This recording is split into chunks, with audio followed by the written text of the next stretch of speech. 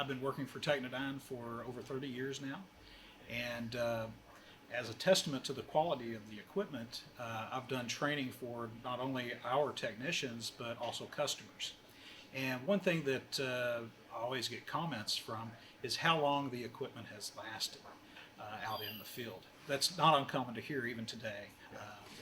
Through our maintenance program, we've been able to partner with our customers and provide the maintenance that keeps this equipment up and going. They really appreciate the service and also the support that they get with that service. So when someone calls in with a problem, they know they're going to be taken care of. Preventative maintenance is critical. It keeps your instrumentation standardized to the industry standards.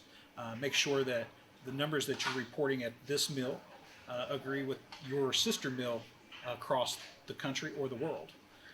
That everybody is reporting the same numbers regardless of where it's being manufactured.